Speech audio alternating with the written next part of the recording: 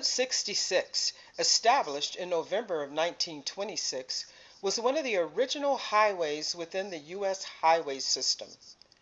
Crossing 8 states and 3 time zones, Route 66 linked a remote and underpopulated region with 2 main cities, Chicago and Los Angeles.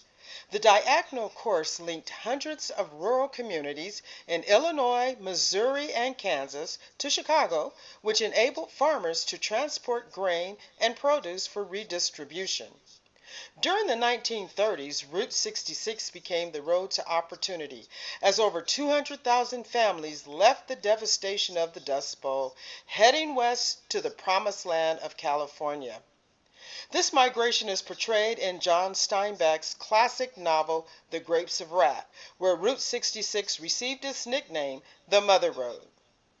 It was portrayed as a road to discovery and adventure in the 1960s television drama series Route 66. Today, people come from all over the country and the world to travel this iconic highway. And you'd probably be hard-pressed to find someone who can't recite that famous line from that famous song, "Get your kicks on Route 66." Hello and welcome to Silver Sage. I am Joan Rudder-Ward, and today we are filming from the historic Summit Inn, which is on Route 66 in Oak Hills. And my guest today is Jim Conkle. Jim Conkle is a roadie, and he is involved in many aspects of Route 66. Welcome, Jim. Thank you for being my guest today. Real pleasure. I look forward to this. Yeah, great. Glad you could be here. Okay, now, tell us, what things are you involved with Route 66? Well, I guess I should paraphrase as Route 66. There are 9 states on Route 66, and people start counting them. There's Illinois. We'll start from the east. Illinois, Missouri, Kansas, only 13.2 miles, but still Kansas. Oklahoma, Texas, New Mexico, Arizona, and California. And if you add that up, people say, well, that's only 8 states.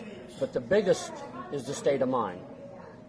Oh, okay. You see, in Route 66, we have what we call armchair roadies, people who have never been on the road, can't get on the road, but it's a thrill of thinking of the way America used to be in some instances.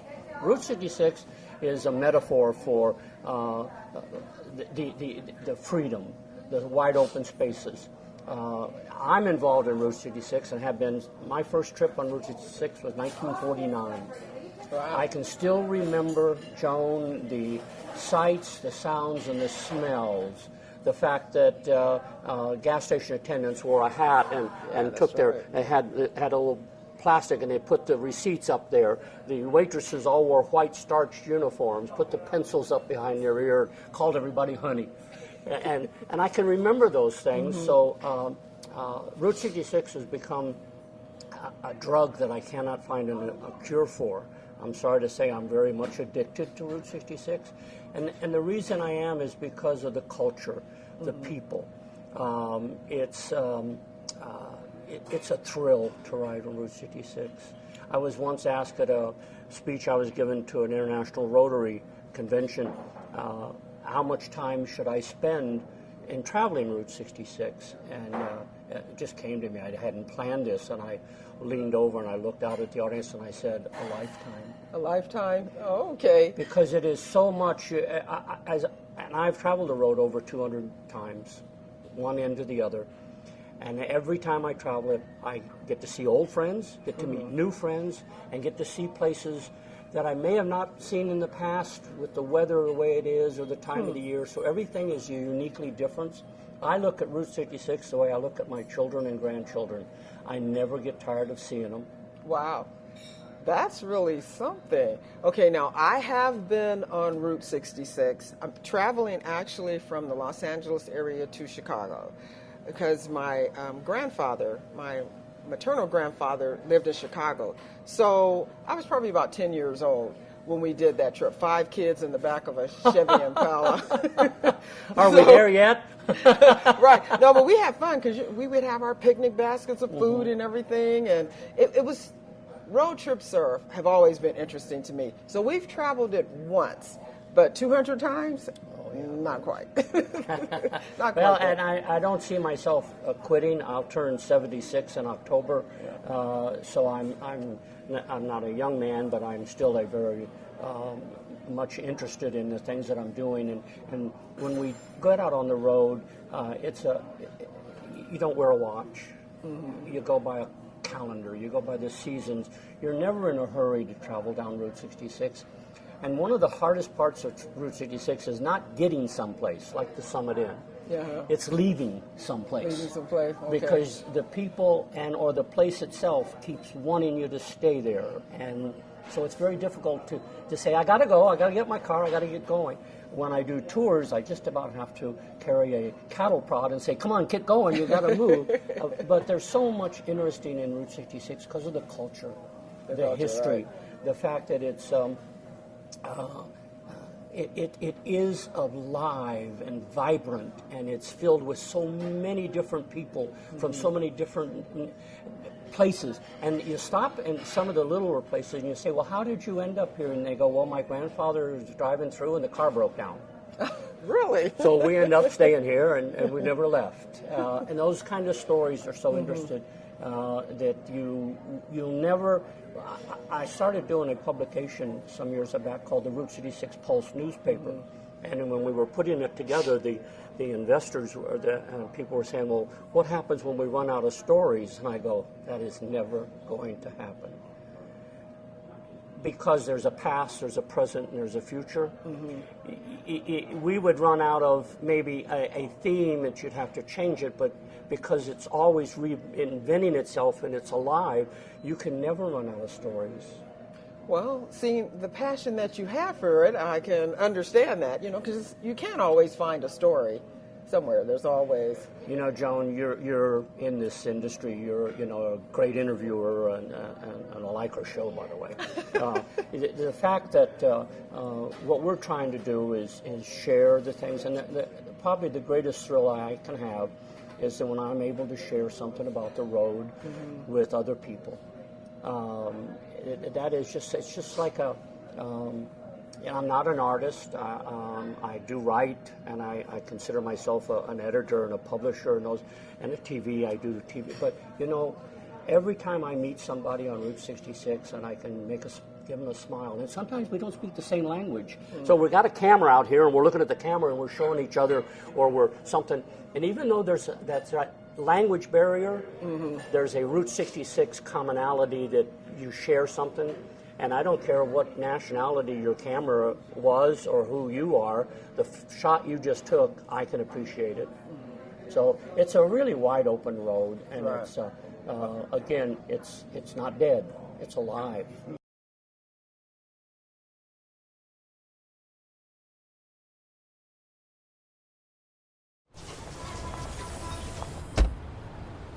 Na na na na na, I love you so. I love you, I love you. La la la la, la la la la la la la.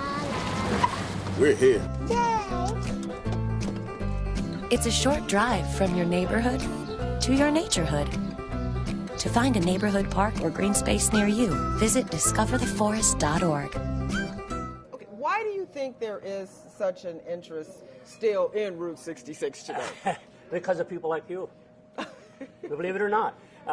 We've been asked that many times. Route 66 has got many names. One is called the Mother Road. John Steinbeck, when he wrote his book, The Grapes of Wrath. There's also a Father Road, the Lincoln Highway. One of the fathers of our country. There's aunts and uncles and cousin roads. There are all these roads that are so important. And Route 66 may not be the most important road to you or to somebody. Maybe the road that went by your house or took you to your grandparents or took you off to the service or to the military or where you got married, that road's important to you. Route 66 has become so popular because of a lot of reasons, and one is the people who live on it have not let it die. Merchandising, hats, shirts. I mean, there are over 60,000 items you can buy with Route 66 on them. Yeah. The image that people have, as I said, it's a metaphor of the way America used to be in some ways, good, bad, or indifferent.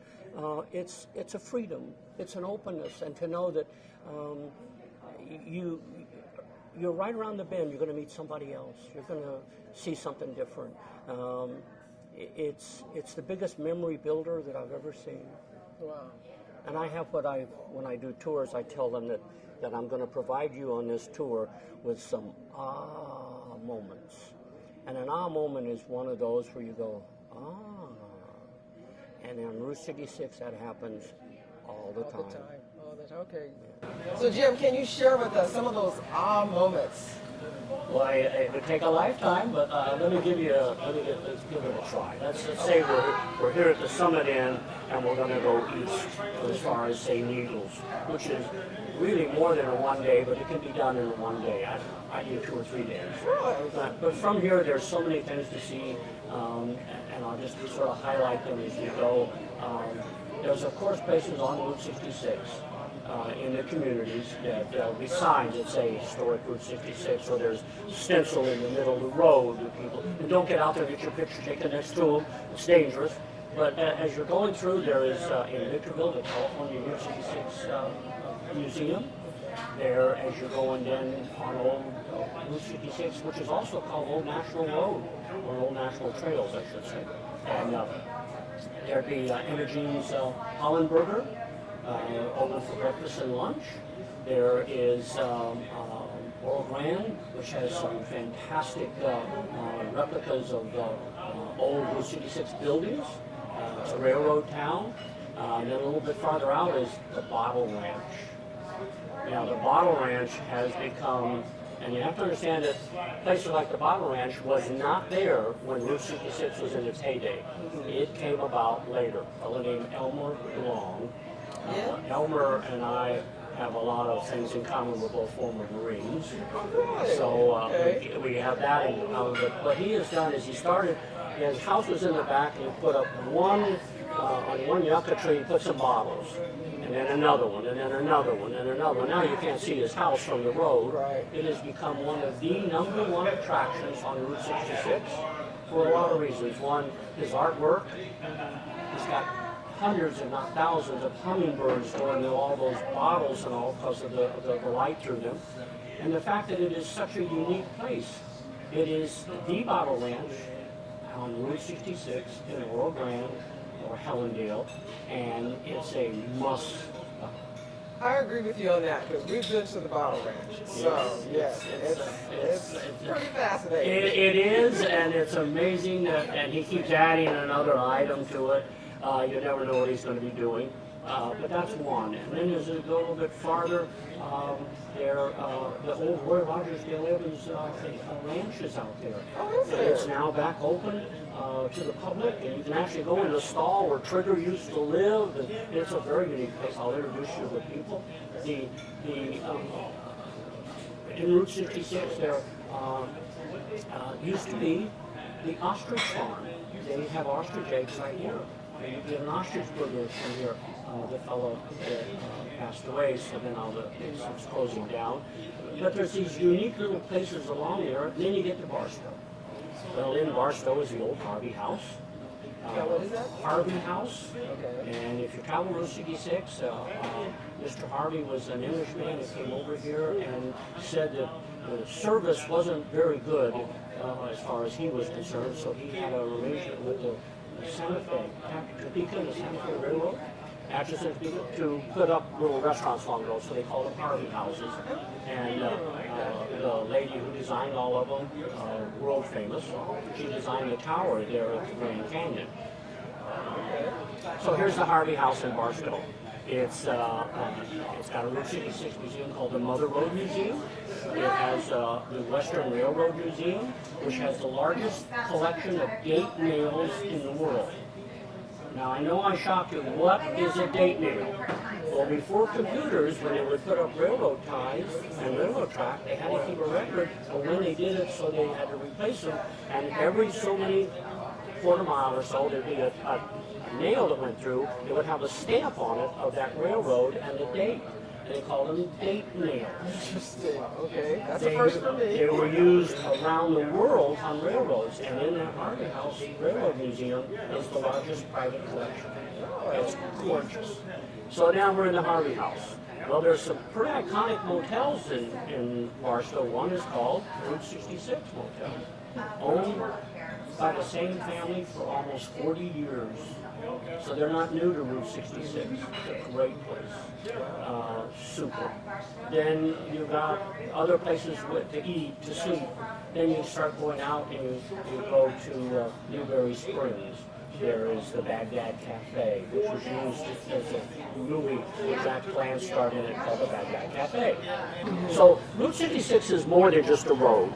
It's the things that happen on the road. It's the culture of the road. It's the community. So Jim, bring us up to date with what you're doing these days. Well, Joan, I have to tell you that some people, they get up in the morning, they're not sure what they're going to do, and I never have that problem. The nice thing about with the modern day with computers and internet, I could literally work 24 hours a day if my wife would allow me to. I'm up to a lot of things. I do tours, I write, I consult, I give speeches about Route 66. There's just an endless amount of things, and one thing usually always leads to another. I've been very involved in preserving the road, conserving the places.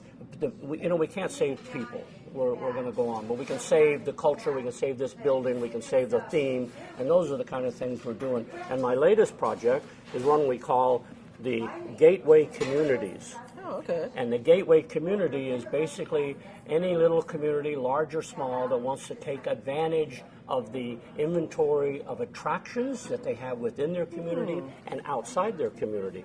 And so a gateway community is, we're doing a gateway segment here where you lead into one thing, leads to another, And in today's world, you must learn to capitalize on what you have.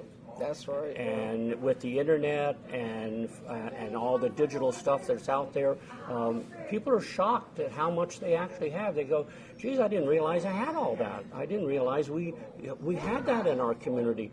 We'd like to instill, the one thing I've learned about being involved with Route 66 is the pride, the passion, and the commitment that all these roadies that live on the road, visit the road, have a business on the road, or just promote the road, how strong they are in their beliefs.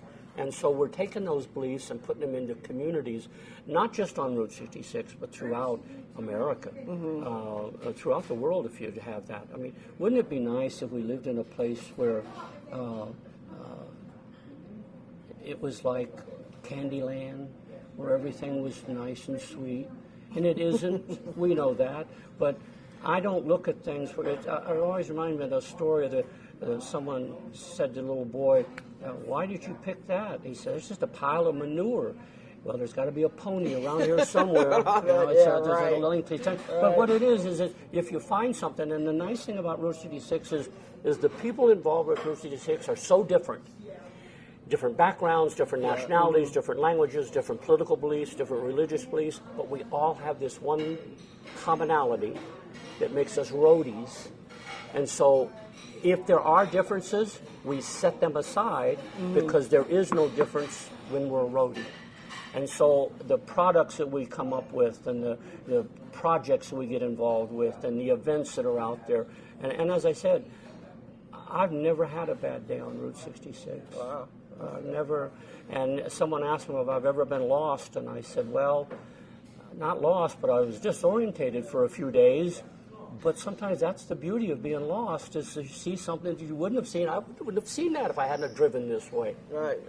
So Route 66 being a state of mind as it is, and the things that we do, it's just not something that I can explain to you, but I can show you. And I'll give you an example. I did a big promotional tour, had a videographer go with us that had never been involved with Route 66. Never. He lived in Milwaukee.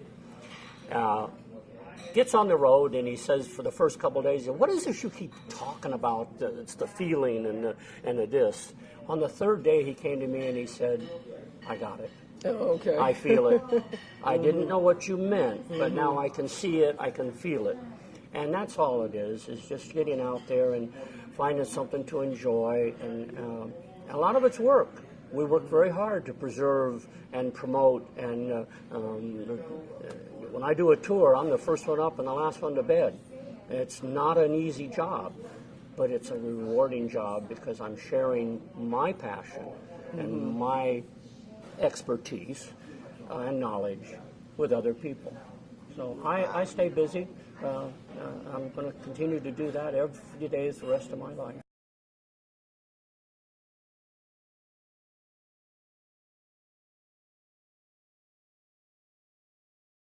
Adventure can be found anywhere, but the best place to start is in the forest. I spy something beginning with S. Snow? No. Snow-covered trees? Nothing to do with snow. Head outside to discover incredible animals and beautiful plants that come together to create an unforgettable adventure. Wow. So grab your loved ones Don't even. and explore a world of possibilities. Come on, this way. Visit discovertheforest.org to find the closest forest or park to you.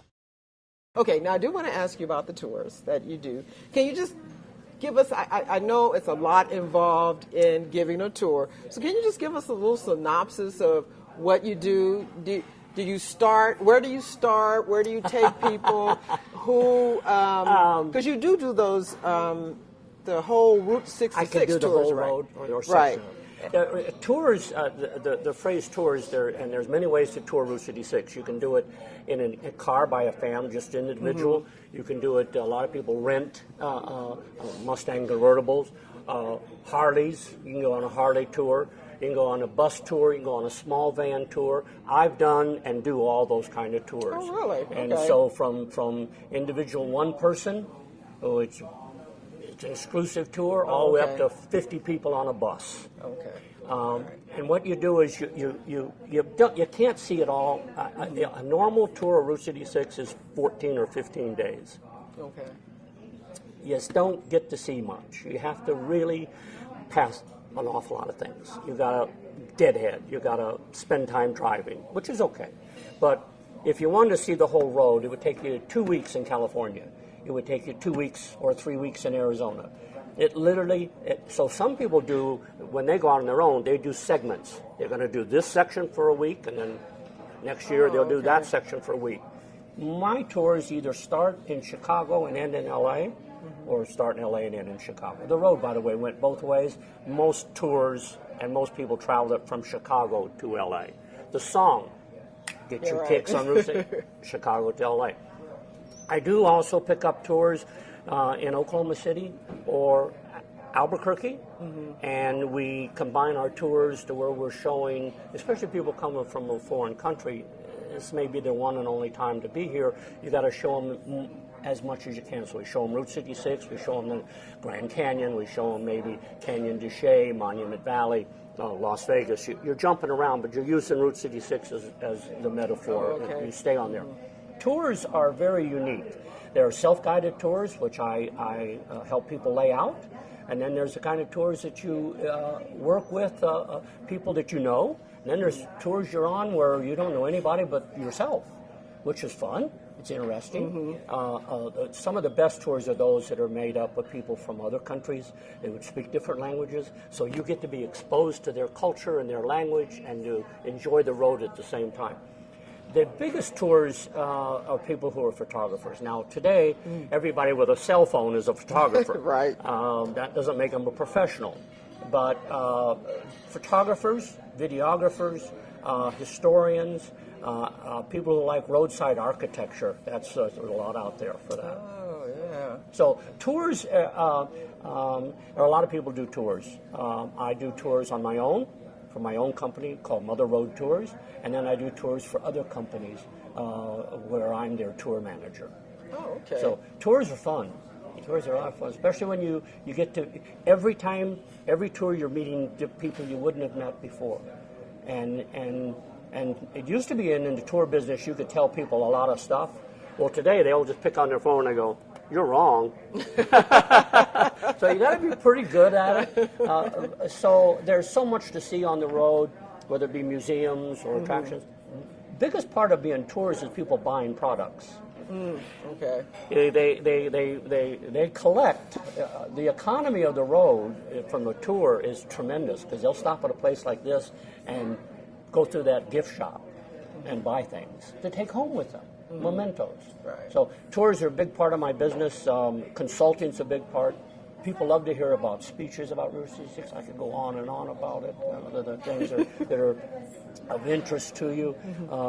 I can only tell you that getting out on the road is something that once you get it in your blood, it's pretty darn hard to get rid of it. Yes, I agree with that. Okay. And as my age, now I was involved with Route 66 when I was younger, but not to this extent. In the last 20 years, Route 66 has been my salvation. Wow. I have a beautiful family. I have a great community I live in. But Route 66 has just given me that spark. It's given me that thing I need every day to get up and go out and do something.